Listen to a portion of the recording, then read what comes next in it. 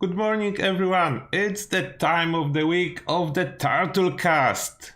Therefore, welcome. I hope your tea is ready and you have some time on hand because there is a lot of stuff going on during this week. A lot of news, a lot of interesting articles and things to talk about.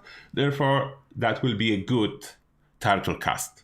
Then I hope you can stay for a little bit and talk with us.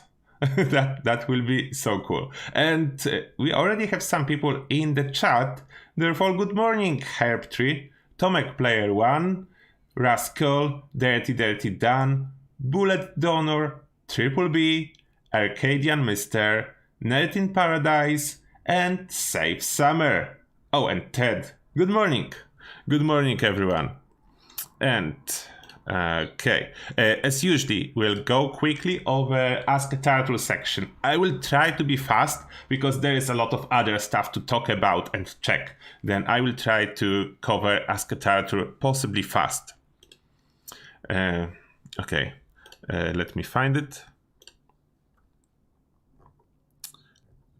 Let me find Ask a Turtle section.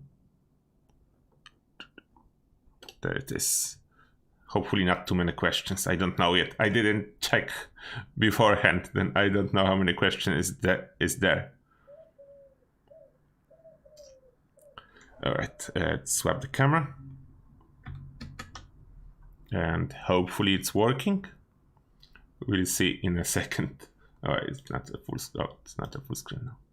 It is a full screen. Okay. Should be fine. Let me check the preview on my phone. Preview on my phone, please. Phone, show me my own Turtlecast. There it's working. Oh, but no sound, please. Okay. Perfect. Perfect. Then let's go with the Turtlecast now. Fair. First, we have question from Sir Techwalter. A question about upcoming crafting. Will we be able to craft legendary pieces of covered scout armor, or is it still going to be eventually I will get the pieces I want over the next 10 to 15 years? No, you will be able to craft them. Craftable. Then yeah, no 10 to 15 years, just a year. Much faster. Then we have Gilpo saying a little of both. Okay. That's just continuation of the answer. And Russian guy is saying, waiting for a video about power armor modifications. How it works, if it works.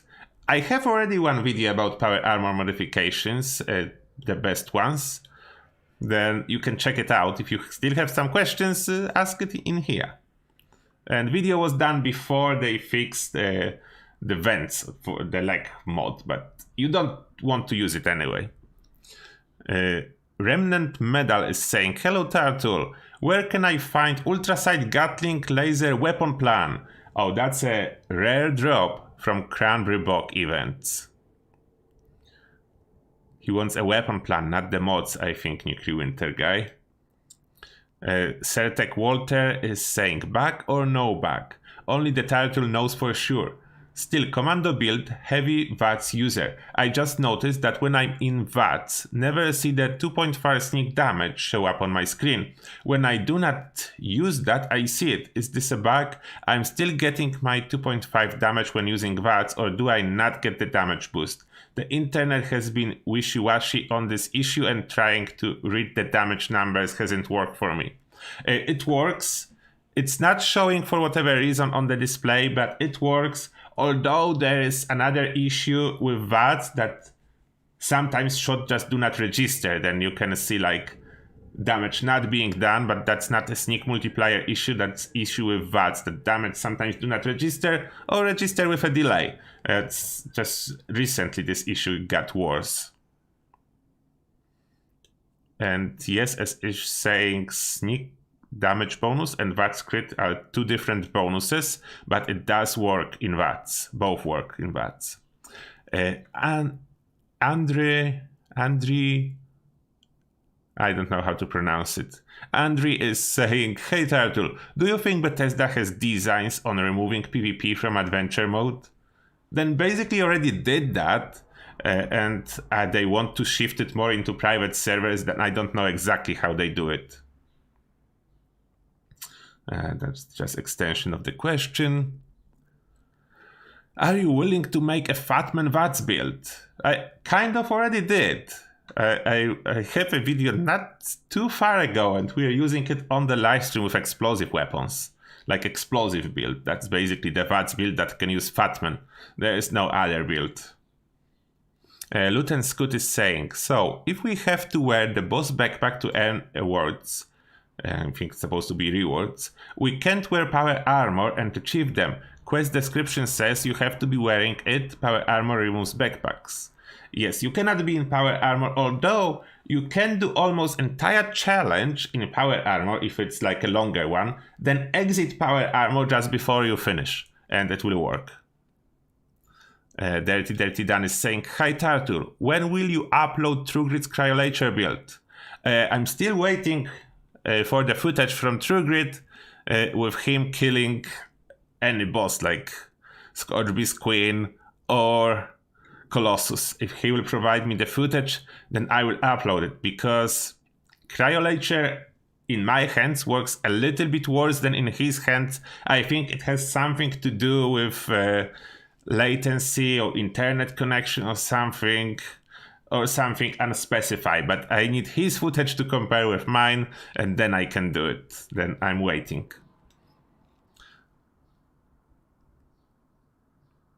Then Darkroom is saying, hi Turtle, I watched your video on the upcoming scoreboard and the Season 5 rewards. I feel the rewards are not balanced properly and seem extremely lazy. Way too many player icons and consumables at high ranks. Rewards like 1 per card pack over rank 50 are really starting to disappoint. Do you think they should focus more on camp and cosmetic rewards at higher ranks to create a more rewarding grind?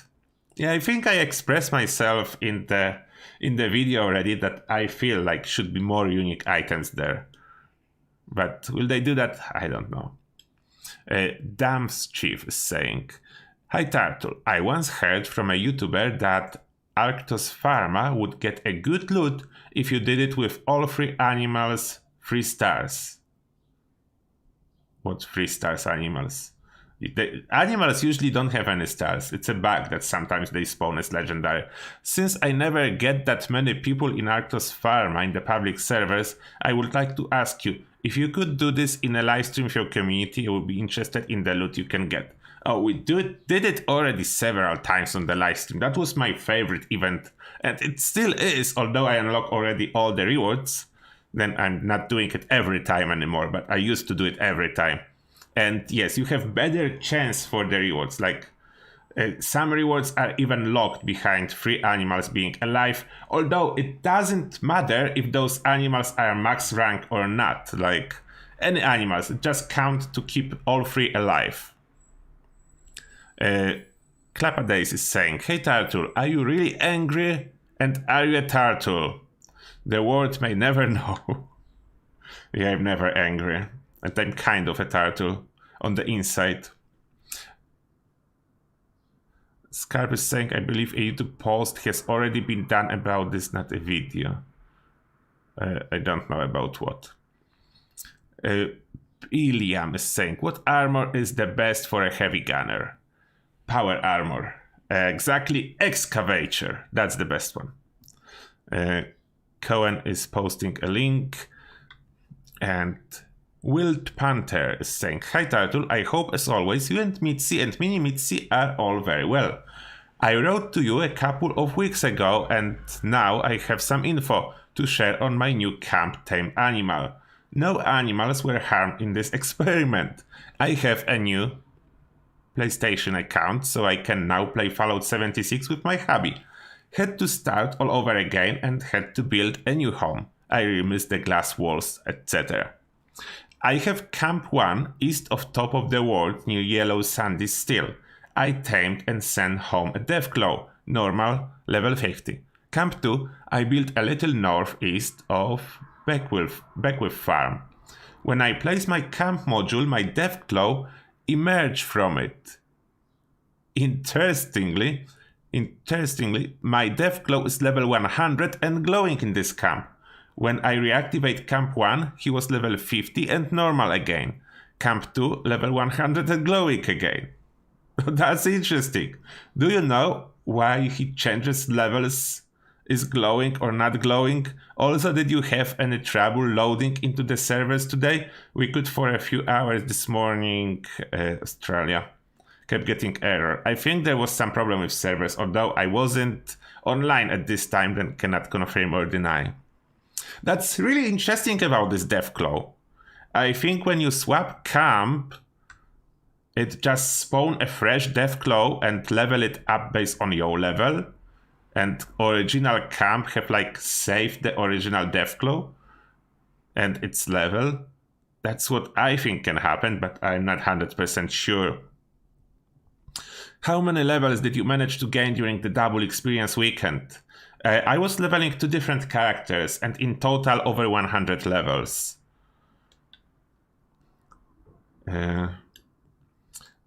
Sensor Eric is... Oh, he's answering the Scarab. Nerd in Paradise. Hi Turtle. Please remind Xbox players that if they would like to do Ship Squatch Day on Xbox, they can contact me, Nerd in Paradise. I'm gathering members who would like to celebrate the most special of Ship Squatch Days. Thank you. Then I'm informing everyone, if you want to do it with us on Xbox, contact Nerd in Paradise. And it's tomorrow. Tomorrow on the live stream, we are doing the Ship Squatch Day. Then I hope you are all ready with outfits and pitchforks. If not, I will have some spares to provide you with them. And it will be a blast. Oh, someone is typing.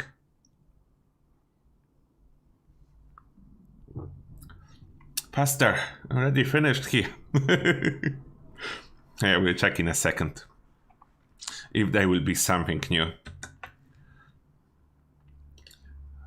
For now, back to the chat on YouTube.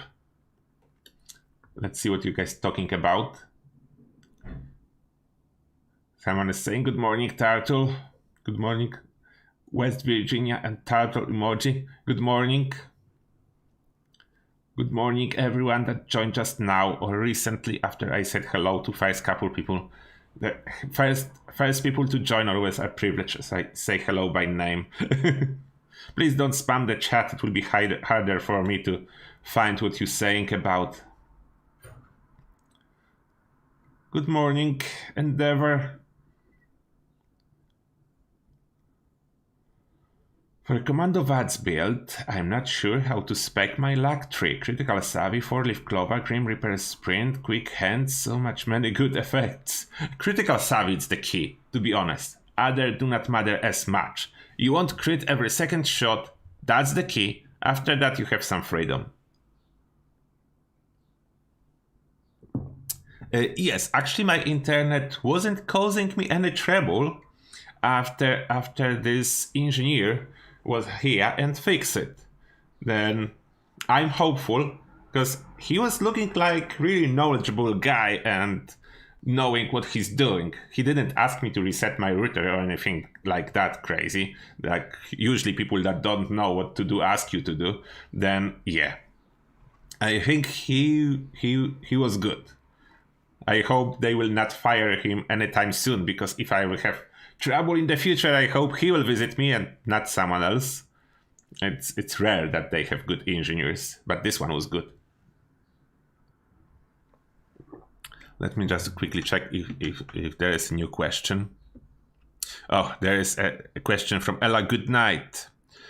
She's asking, does Tank Killer work for automatic weapons? Does it work for Commando? Yes, it does work. Tank Killer does work for all type of rifles, regardless if automating or not, and pistols. Since like couple patches ago, pistols included. All type of pistols, automatic and single shot. Then I answered the question that was waiting, and in chat Angel is asking, so no unyielding power armor. It's look like no, they really don't want to give it to us. I even just said one thing in the chat recently on PTS forum, like if they really see this problem, but I'm seriously afraid that only thing they don't want to give us is experience while wearing power armor, the intelligence part, but they pretend that it will be overpowered. Then I said that if they really worry so much about VATS crit builds possible in power armor, just take away agility and luck, give other stuff for us power armor users like strength, perception, charisma, and intelligence. Give us those 4, take away agility and luck. If it's really the case that you feel it's overpowered, there will be no power from those 4 regular like specials that do not really give any power. And thanks for 20 likes that we accumulated so far. Alright, and now what we want to check out now. I think we should go and check inside the vault. So I think there is inside the vault, if I'm not mistaken. Let me find it. Fallout 76. Okay, we know that Steel Rain is coming. Do we have there is inside the vault. It's coming. All right. Inside the vault, Fallout 76, E3 recap and Steel Rain dev dive. All right, interesting. They saying welcome back. This week we have a recap on our E3 presentation, a dive into Steel Rain content and information on this weekend's Gold Rush event. Read on for more information. And we are going to do so. Fallout at E3. We were watching live. I muted most of the E3 because I'm not a brave turtle and I was worried that angry copyright bots will strike my channel down, and I really like my channel. Then I muted most, and I know it's supposed to be mostly safe, but I was too afraid anyway. Maybe next time I will just do it on my second channel that's much smaller and I'm less afraid there, and then I will play it with sound. That's an idea that I have for next time. And let's read forward.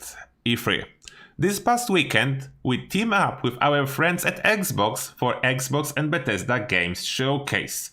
They should say with our overlords at Xbox. That will sound way better. We hope you enjoy the showcase and are as excited as we are for everything coming in the future. If you missed the show, don't worry. We written a wrap up of all things Bethesda for you to read here. And we'll not read everything there, or maybe, I don't know what's there by the way. Let's just quickly scroll. New announcement, Starfield, Redfall, Fallout 76. No, that's not what interests us. It's just everything in here about all the games. We don't want to go at this moment over all the games. Yeah, let's continue with the article. Where did I stop? Oh, there. This summer, get ready for the conclusion of the Brotherhood of Steel storyline with Steel Rain. And there are trailers, but we already watched them, and I even included them as a background for one of my recent videos. Then I don't feel the need to play them again. Expeditions. Yeah, Expeditions didn't reveal much, apart from location. I was hoping for a little bit more info, like practical info, how Expeditions will work. They avoid that. But anyway, let's continue. Steel Rain. This week, we sat down with Carl McKevitt, quest designer, and Brianna Schneider, senior quest designer, to discuss all things Steel Rain. We recap the story up to now, discuss some of the new items and locations you will see, and more. Do you guys want to watch together this developer gameplay and deep dive into the new decisions about Steel Rain update? I know they say about some light spoilers, but it's not like a story spoilers. They do show new locations. Then those are the spoilers, if you consider it. I don't know. Let me know if you want to watch it together. We'll come back to it. And then, in Steel Dawn, we met the members of the Appalachian chapter of the Brotherhood of Steel. Through our journey, we discovered that some members had disagreements with how the Appalachian chapter should be run. In a thrilling conclusion, all disagreement had to be set aside in order to team up against one common enemy. However, the issue of how to run the Appalachian chapter still remains and cannot be ignored. Your choices from Steel Dawn will impact this final chapter. In Steel Rain, you will explore new areas in locations such as the Uncanny Caverns, West Tech, AMS headquarters, and more. Earn new rewards such as the Facebreaker Power Fist, Mercenary Outfit, Brotherhood Civis, Cryogenic Bed, and Hellcat Power Armor. This power armor is cool. You will also see some new and familiar faces during your journey. The story of the Appalachian Brotherhood concludes with Steel Rain releasing on July 7th. Gold Rush. That's not as exciting unless you really need gold. Check your pockets for all the treasure nodes you can find. There's a gold rush coming. This weekend, gold press machines at Foundation and Crater will hold twice the usual amount of gold bullion. This means you will be able to claim up to 400 gold bullion a day. Trade in your nodes and head over to your favorite gold bullion vendor to expand your collection of items. Gold Rush details starting now, ending Monday, June 22nd. Until next time, Appalachia. No, not yet. We're still talking about Appalachia. We're not going anywhere. Okay, let me just take a look. Bethesda raid?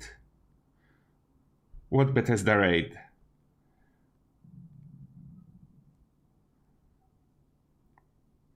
No, wait, hi guys. Okay, let me see. Do you want to watch it or not? No one is saying if you want to watch this video. Let me know. Do you want to watch it? Okay, someone is saying we should watch.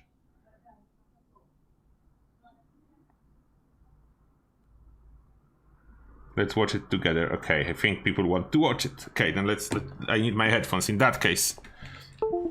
I need my headphones. I need my headphones and maybe... Okay, let's wait a second. Can I get it on the full screen, please? Have better idea. Copy this link. It doesn't want to play full screen. I will just open it on YouTube. Give me a second. I will open it on YouTube. It will work way better.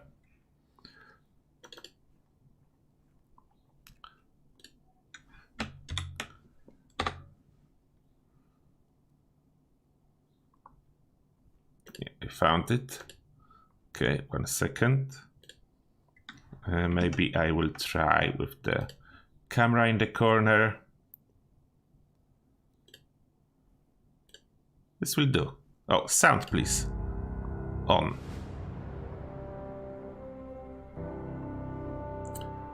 Hey there, Vault Dweller. Welcome back to another Dev Dive for Fallout 76. I'm Nate Valenta with the community team for Fallout 76, and joining me today are a couple of designers from our upcoming Steel Rain update, which we're going to be taking a closer look at today. Brianna, Carl, how are you doing? Doing all right, thanks, Nate. My name is Brianna, and I'm the lead quest designer on Fallout 76. I'm Carl McKevitt, and I am a quest designer on Fallout 76. So...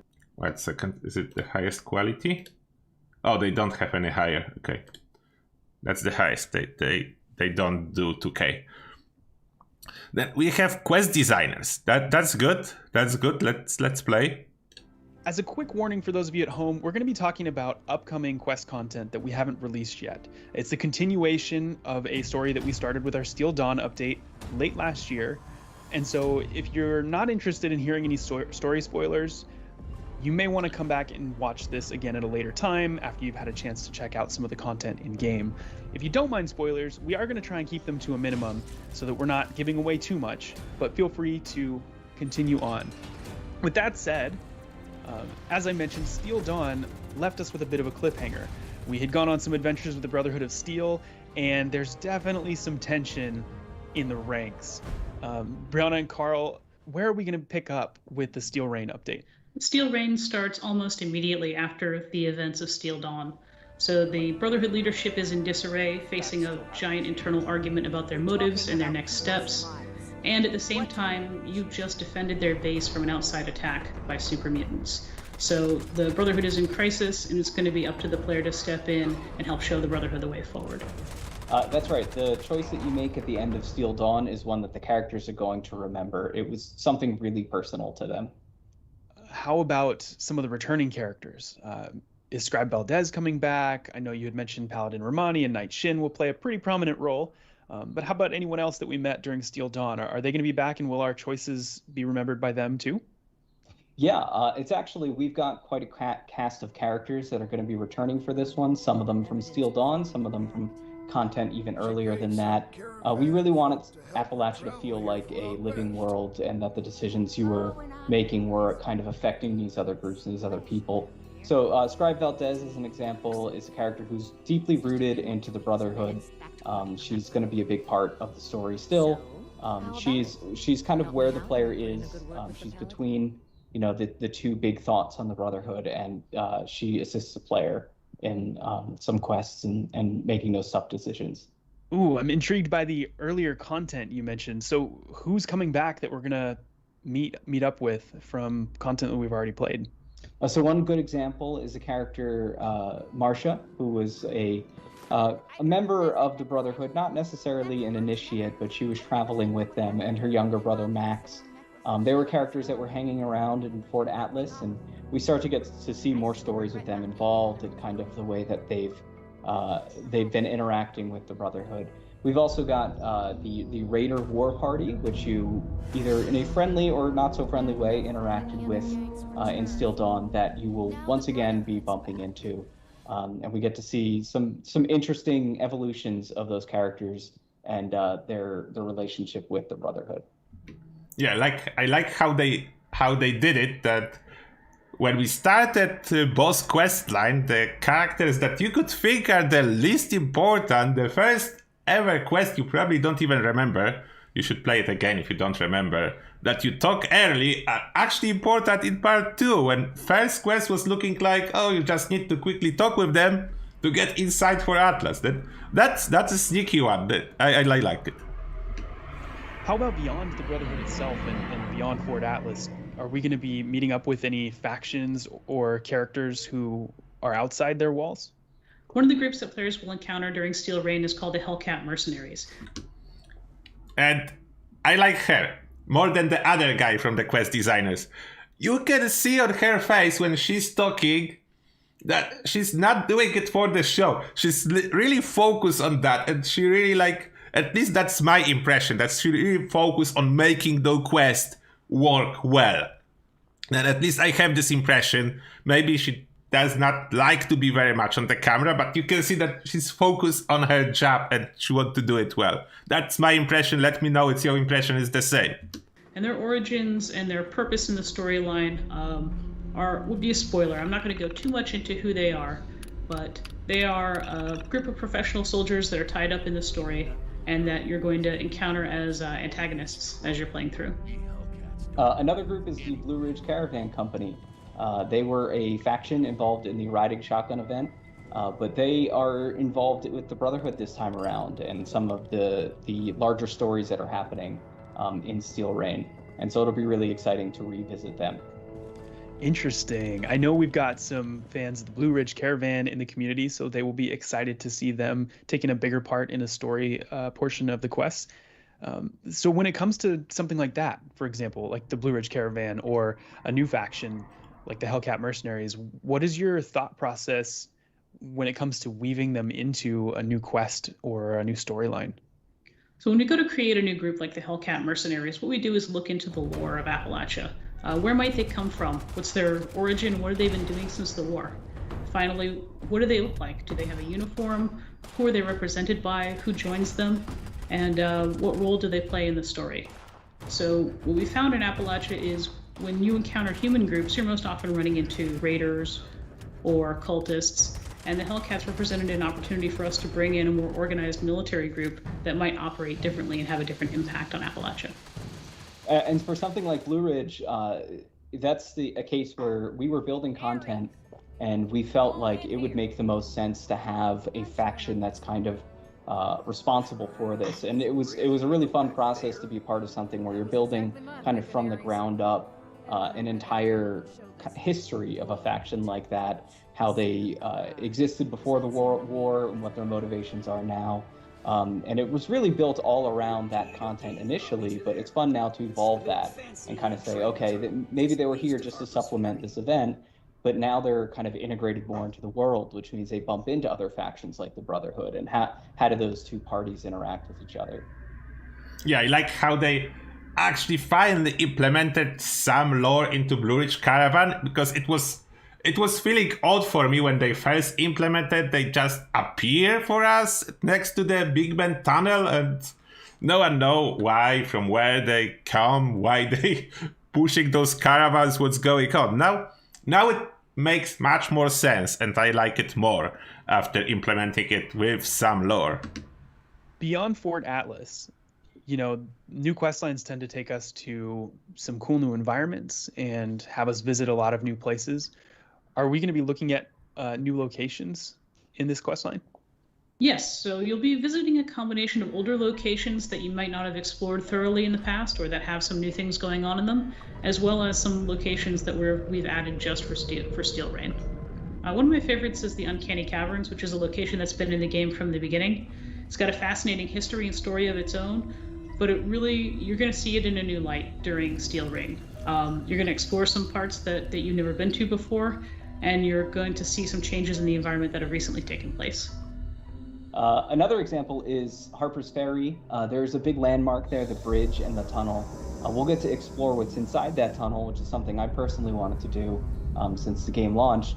And we'll see quite a few secrets in there, even some callbacks to some earlier content. I won't spoil what those are, but that's a really fun new environment for players.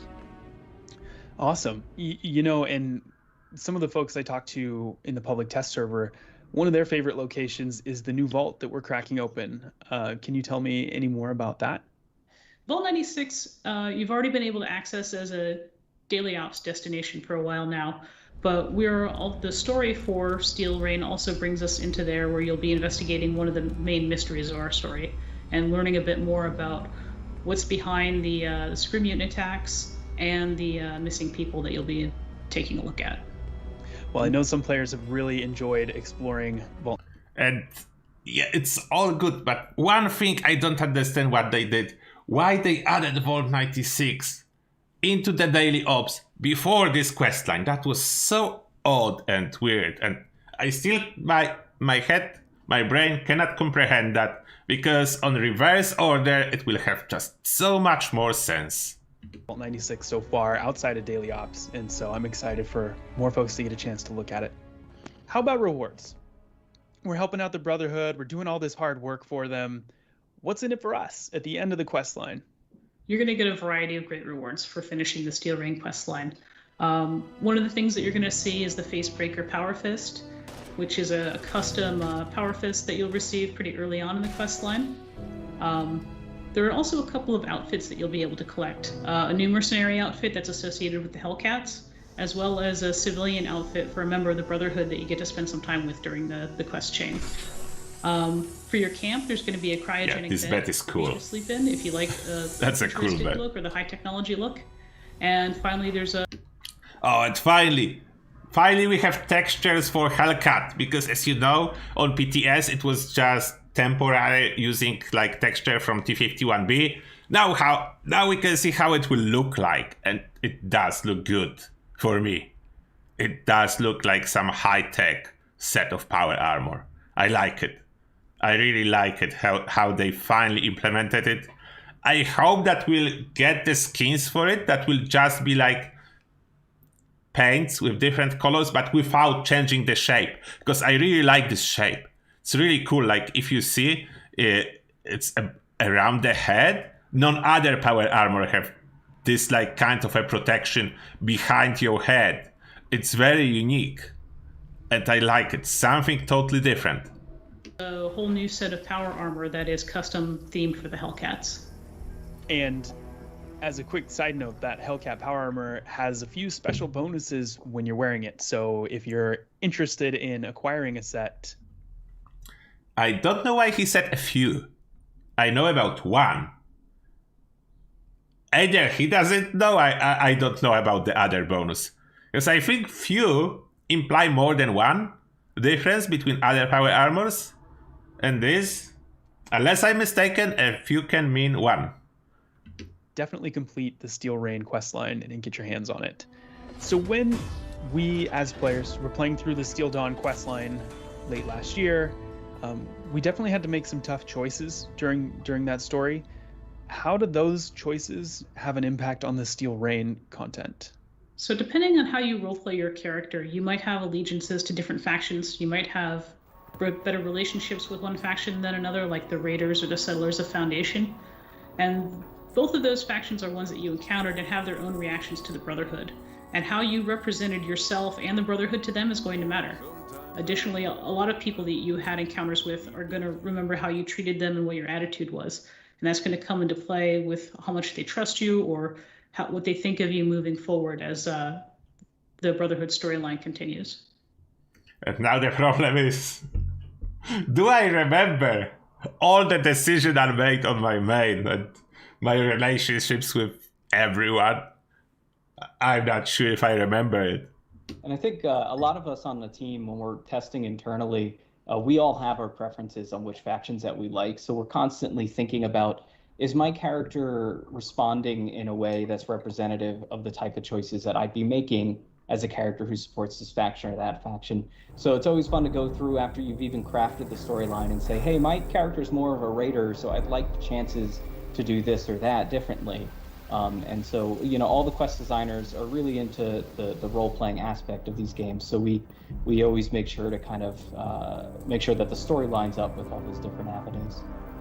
That is very cool. I mean, I know you can't account for every roleplay situation, but it's neat that you sort of go back and revisit it with that critical eye of, can I roleplay this as a raider, or can I, you know, roleplay this as someone who is uber nice or something like that. Personally, I think I'm going to run into some problems when I play through with my relationships based on some choices, but, you know, live and learn, I guess. Very, very cool look at how we're going to be making choices in Steel Rain. How about beyond the Brotherhood storyline itself? Do the choices we've made in that storyline have any impact outside of the Brotherhood? The biggest consequences of the choice that you make in Steel Rain will be on the Brotherhood itself, determining who's going to lead that faction into the future and how they relate to the rest of Appalachia. But one of the things that we wanted to get right is making sure that there's room for different kinds of players to make different decisions, which means that you're mostly going to see the consequences of your decisions in interactions with members of the Brotherhood and characters that are close to them. Right now, the Steel Rain update is available on the public test server. Before Steel Dawn came out, that was available on the public test server as well, and now it's available in the live game. When players play through the new quest content and they share feedback with us, how does that change, or how does the team take that feedback in and use it going forward when they create new quest content? As a team, we pay close attention to what players are saying on PTS, what their reactions are. Who's using handmade modded like this one? No one is using handmade like that, let's be real. Like, I don't know, I think like to record the photo, they just took a random handmade spawn from the world and go with it. Yes. I cannot look at this handmade. Sorry about that interruption. To the story and the characters and the things that they say that they want to see in the future. So what we did was we looked at the reactions that players had, what they said about how they wanted to roleplay their characters, and we tried to find opportunities to work that into the ending of the storyline in Steel Rain. We know that sometimes the community gets behind one character or another. There are some people who really like Paladin Romani. There are others who are big fans of Knight Shin, and there are other people who are big fans of Scribe Valdez. And so what we try to do is make sure that the interactions with each of those characters in the finale are satisfying. To be honest, we probably have way too many fans of Scribe Valdez, at least by the comments under every my video. Whenever Scribe Valdez was appearing, a lot of comments was about her, not about the video. I don't know why. Well, it's really good that all three of those characters are coming back for this storyline then, so that, folks can continue to learn more about them and build relationships with the ones that they love to talk to. How about any other cool moments from the development process? You both and many others on the team spend hours and hours, pouring your heart and soul into the characters and the backstories and the conversations and where the quests are going to take us. Are there any other fun stories or exciting stories about the development process that you can share with us? Yeah, one of my favorite moments is always, we spend a lot of time trying to get the drafts of our dialogue right. We go through a lot of feedback with other people on the team, and it really doesn't quite come alive until you've sat and heard an actor perform the lines for you.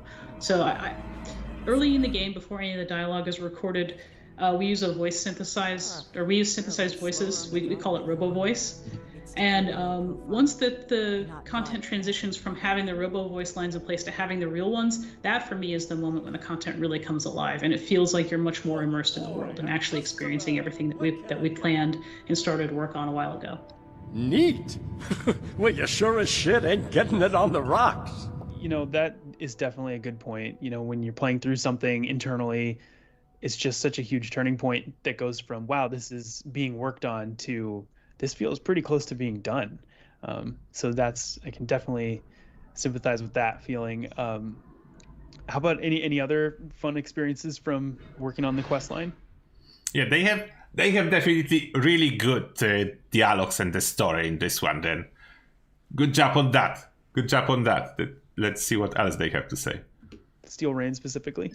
So one somewhat Easter egg that has been being worked on for a little while is there is a character who's going to be involved in this who has somewhat of a mysterious past, and we have been very slowly putting in clues since that character's introduction to kind of tie back who they really are. So I'm kind of excited because we finally get to reveal who this character was. I don't think it's going to be the most earth-shattering revelation in the world, but I think it's a pretty fun one for me because it's been a long time coming. I'm sure it'll be solved day one of release. All right, well, that just about does it for our Steel Rain Dev Dive. Thank you so much, Brianna and Carl, for taking the time out of your busy day to join us and talk all about the Steel Rain update that's coming in July. Really appreciate you both being here. Thank you for the chance to talk about the development process for Steel Rain, and we hope that players love the content as much as we love making it. Happy to be here. Can't wait to see what people think. Thank you again for joining us. And for those of you at home, you can actually jump into the Steel Rain update on the public test server right now if you own a PC copy of Fallout 76 on Bethesda.net.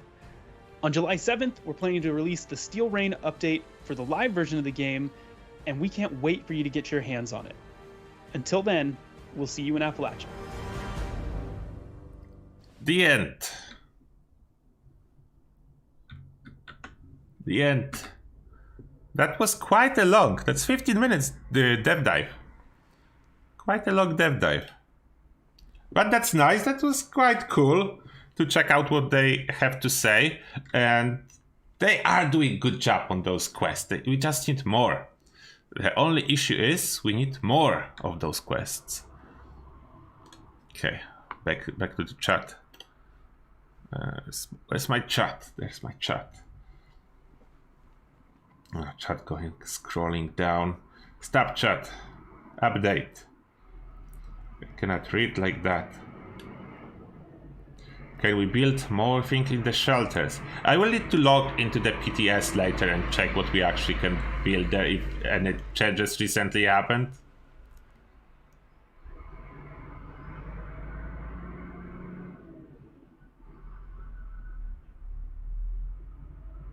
Enclave DLC. Not anytime soon, I think. Enclave DLC.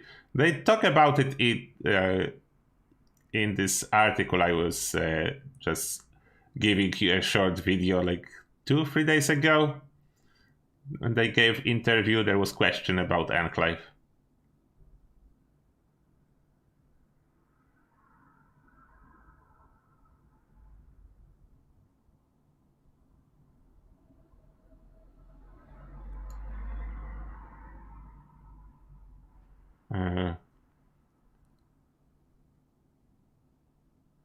Who else lost their loot because the ship squatch got blown up from robots? You don't lose the loot. You can still find him unless he go under the map.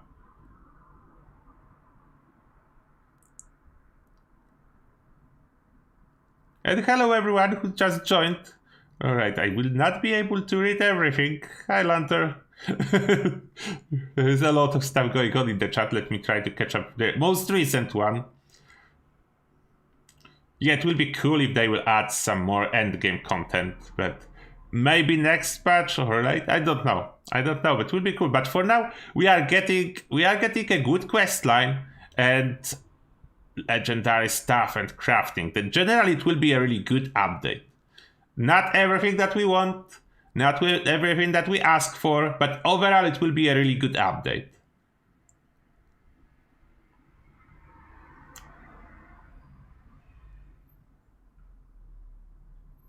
No, there was no poll review yet. We're still discussing the dev dive.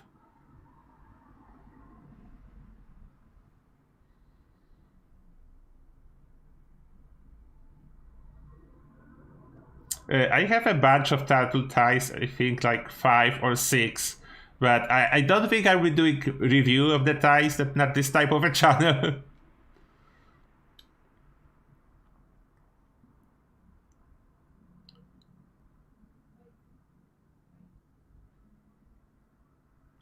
Yeah, Yielding Power Armor they really don't want to give us.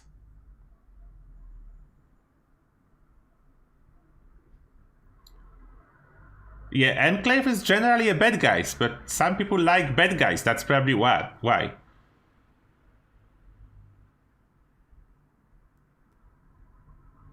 I don't know if there will be more revisit to other Fallout DLC locations, but they should be. As they said, it's like if you are talking about incoming The Pit expeditions, they said it's the first one from many. Yes, I do have a day job. That's why I don't have enough time to play.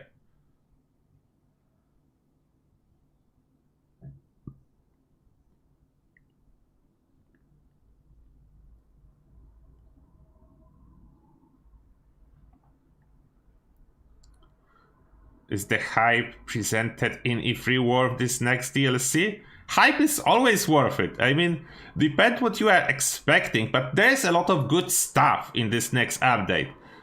Don't think that this next quest will be extremely long, as it's not.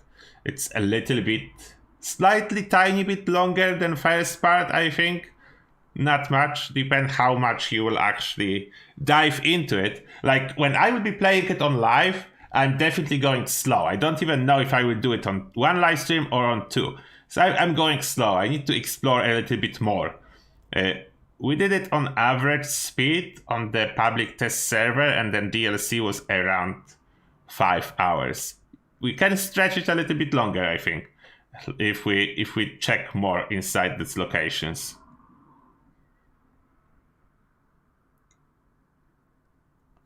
Okay. Poll review. Let's jump into poll review as we are already 15 minutes in and there is so much more to do. Let me find the community polls that we are doing. There was, I think, 2, not just 1.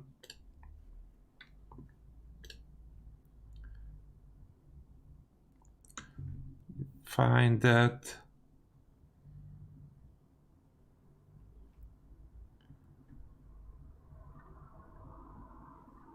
Swap the camera. All right. The first was 6 days ago, and it's related to the news about Nuclear Winter being removed. What do you think about removal of Nuclear Winter? That was the question. And there is petition that's currently, I think, have 2,000 signatures or something like that. We have a good sample because we have 10k votes here. And options to answer was, I love nuclear winter, it must be safe, 8%. What's still surprisingly high. I was expecting that less people really love nuclear winter, but 8% is good.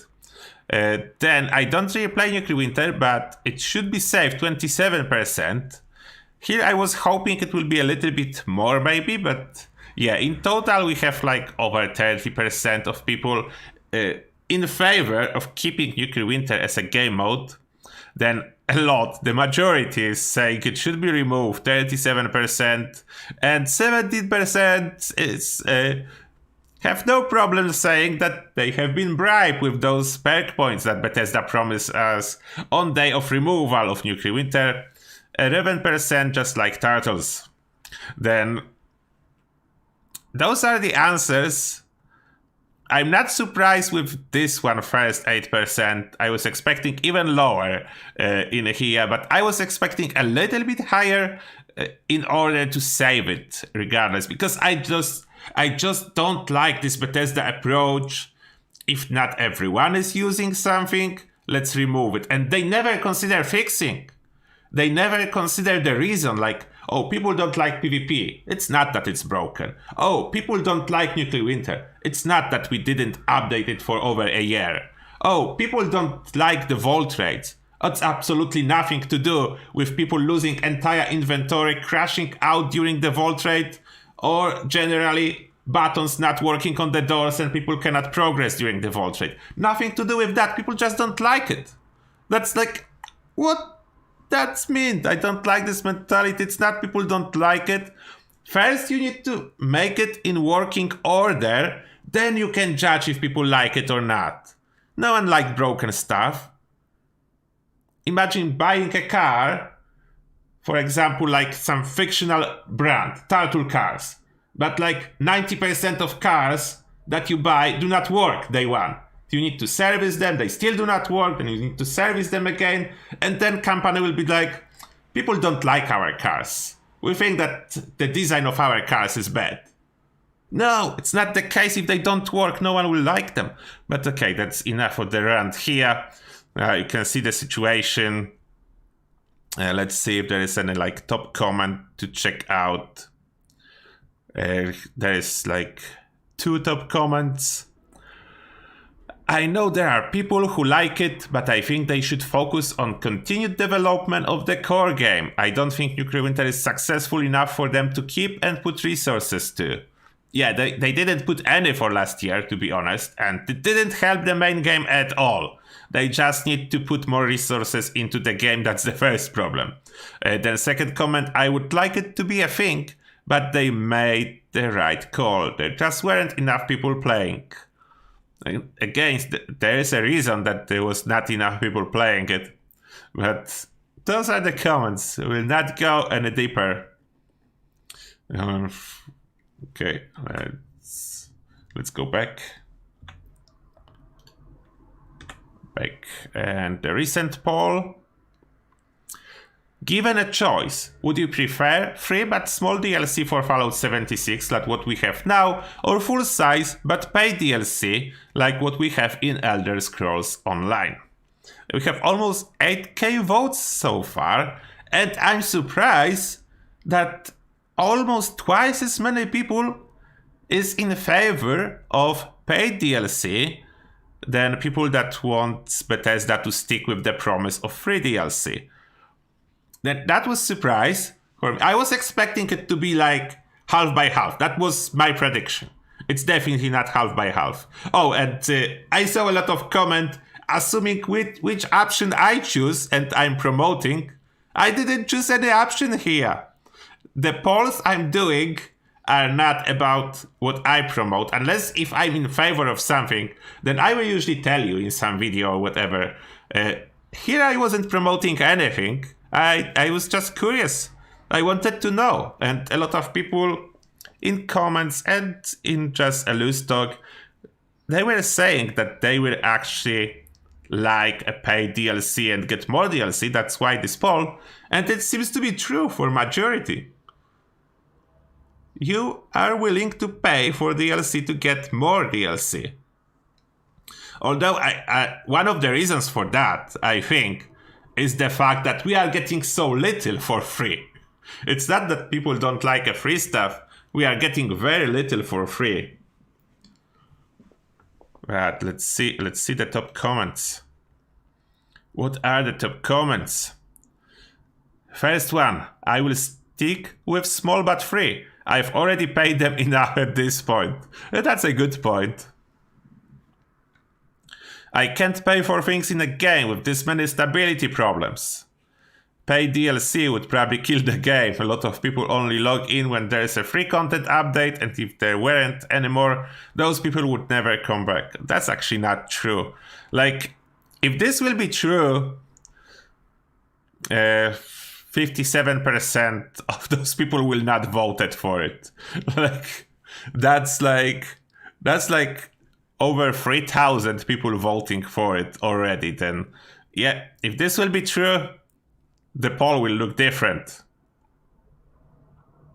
Why everyone is so excited about ESO DLCs? They spending 90% of budget of cinematic trailers. I wouldn't pay for it.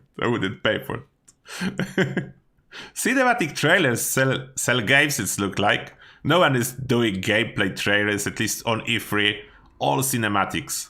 Sometimes they pretend to be made in-engine, what means absolutely nothing. Like, don't be confused. The trailer made in-engine doesn't mean at all that it is what you will see when you will play the game. It's mean that engine was used to make the trailer. Nothing to do with how the game will look like actually when you will play it. I'm paying $100 a year for this game. Yeah, if they will follow the ESO standard, then paid membership will include DLC. Then you will not pay anymore, to be honest. The question is, do you think they have the ability to make paid DLC?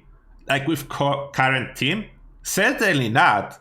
Like, I ask if people will pay, if they will need at least second team of the same size to work on the bigger DLCs, if not more people than that. These small ones have fallen flat. They can handle small content, they wouldn't be able to handle big. The Still Dawn was a disappointment to me. I don't think they can make a big DLC. Still Dawn was small. It wasn't bad, but it was small.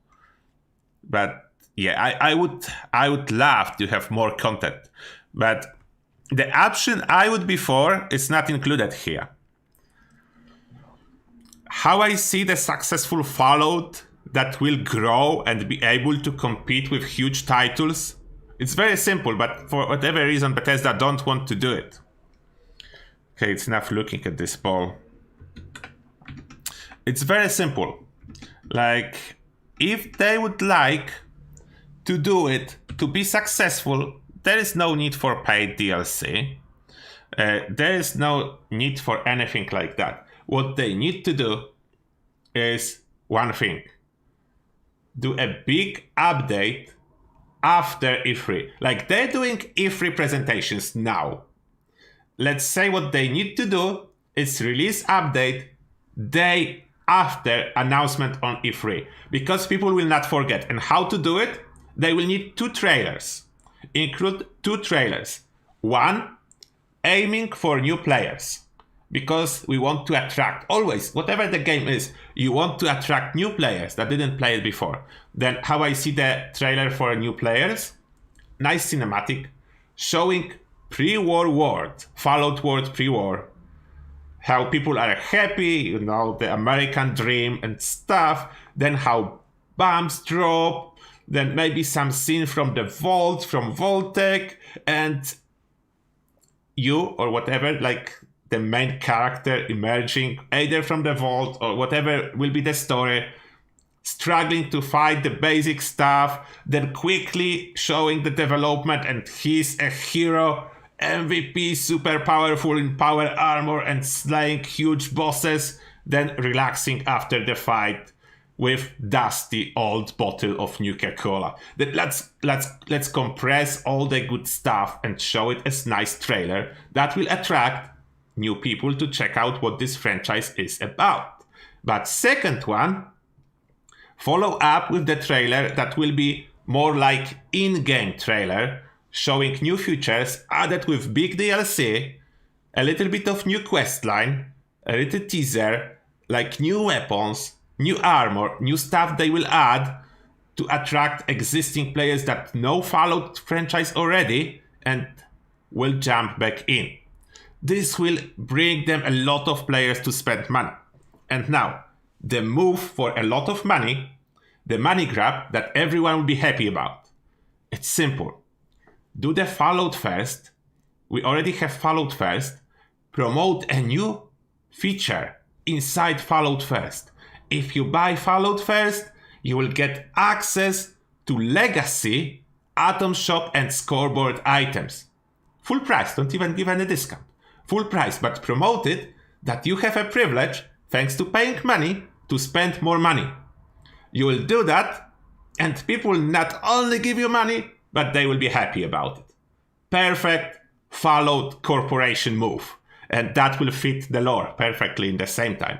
Then you have money, you have player base, and you have financing for big update, and you can follow with regular smaller updates over the year and keep the big one day after E3, dropping day after, not later, because people forget. If it's fresh, drop day after, it will work. What do you think? Will it work? Is my idea a good idea? I think it will work. I'm pretty sure it will work. 99% sure. Okay, back to the chat a little bit, because I'm talking too much.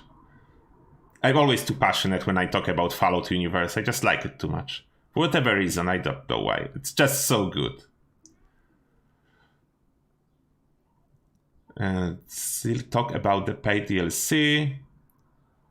Yeah, paid DLC will unfortunately work, even though Bethesda will break the word again. But by the poll answers, I can see it will work. But I think my idea is better. But they just reluctant to spend and invest money into Fallout. That's the problem. Like, Microsoft bowed them now. Please invest money, you will get more money back. It's an amazing franchise. You don't have anything similar in the gaming space. Nothing. You have a bunch of zombie games, but they're not even close to Fallout universe, if potential is considered.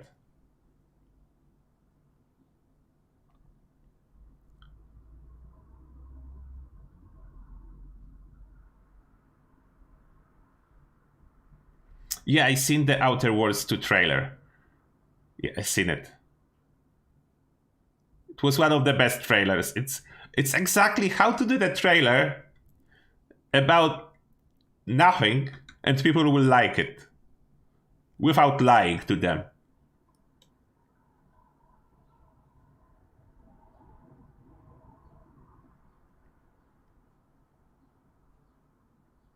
Bethesda will never hire me. I'm not even close to any of their offices.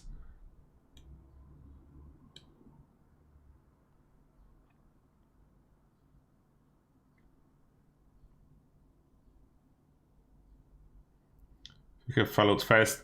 Yeah, soon it will be actually the case, Joey the Human, because the private server settings that's behind the paywall, and you will be able to set your PvP rules.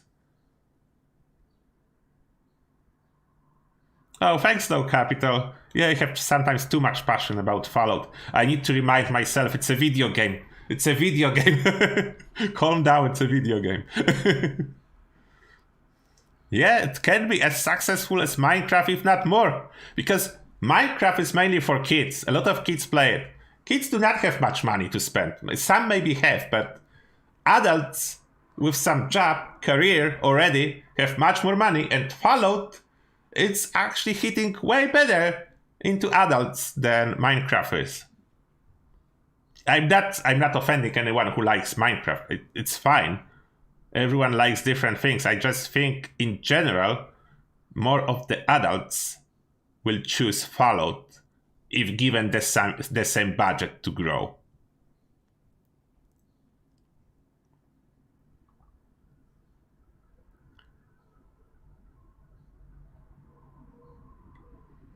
Yeah, no, paying to be able to pay for stuff it's a villain move, but at the same time, as you said, it doesn't hurt anyone and fits the evil corporation role. And in the same time, it doesn't break any promises that Bethesda gave us early. And they already break some, but this one will not break any. And in every game you have whales, so-called whales, that basically people that have enough money that cost doesn't really matter. They just want specific items. Given the opportunity, they will easily spend a couple grand just to buy what they want. And that then finance the game and updates for other people. Soon a TV show. We don't know anything about the TV show. They did small announcement that something will be, and there was nothing. And TV show is not even required to make a successful game. It's nice, but it's totally not required.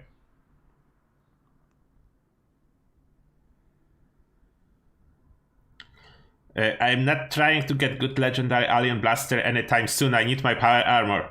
And grind for good power armor legendary and then 2-shot Hellstorm missile launcher. Oh, that will take my time.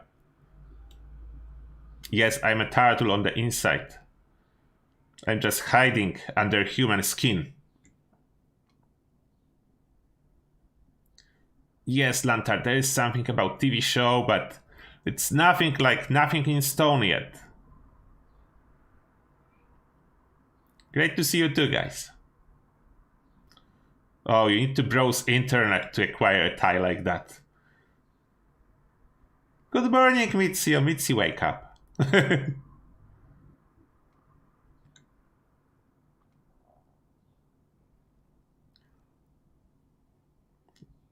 DJ is only spending on Nuka-Cola items. Yeah, Nuka-Cola items are always cool. I'm buying them myself. Nuka-Cola, the evil brand of the great drink. Like, you see how we can do it? You can be an evil corporation, because if you dig into Nuka-Cola lore, they not good guys, by no mean. But in the same time, everyone loves it. You see, you can do it. Bethesda should learn from this. I don't know. They created, no, they didn't create the word. It was Fallout 1, Fallout 2. But they own this word now, and they have no lessons from it. They don't know how to be evil and look good on the posters.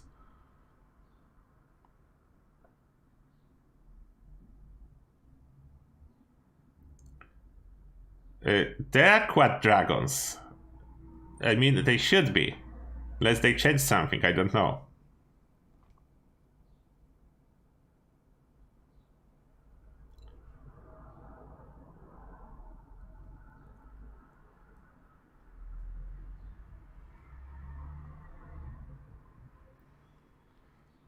Yeah, this moment they legacy, but they will be there. They should be. At least Bethesda didn't say anything about removing effects from dragons, and you will be able to craft legendary dragons. Then it should be all fine. Okay. Did we cover everything that was... We are already over an hour long with this Turtlecast. But they cover everything. We did check the movie. We did check all the inside the vault. We did answer the questions. We did check the community polls. I think we did everything for today. Unless you guys have any question. I share my ideas for successful monetization for Fallout. No one will ever listen to that, but I feel better. Yeah, that's one thing.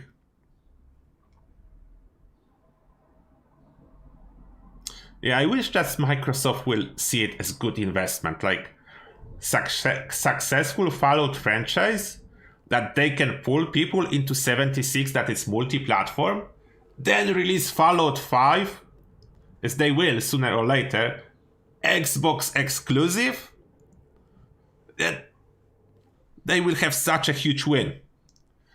But I don't know if they are going to do anything here. I think they already feel the win by grabbing Bethesda Game Studios. They don't need anything else, maybe. They really focus on the new games from Bethesda Game Studio, but The secret is the known games.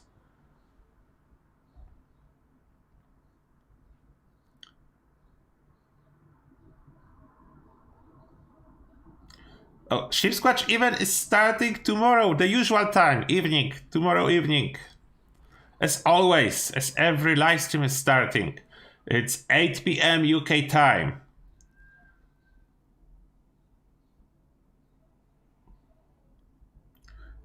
$200 people and 90 likes at this one. That's not a bad ratio. 200 people and 90 likes is good. Thank you everyone for likes.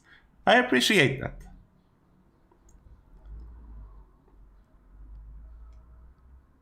And Megan just wanted to say that her boyfriend and she love me and Mitzi. Okay, that's awesome. Thank you. Thank you. But Mitzi is in the chat, by the way, then she can read that. Unless she's getting little Mitzi ready for school. Yeah, I need to take little Mitzi to school soon.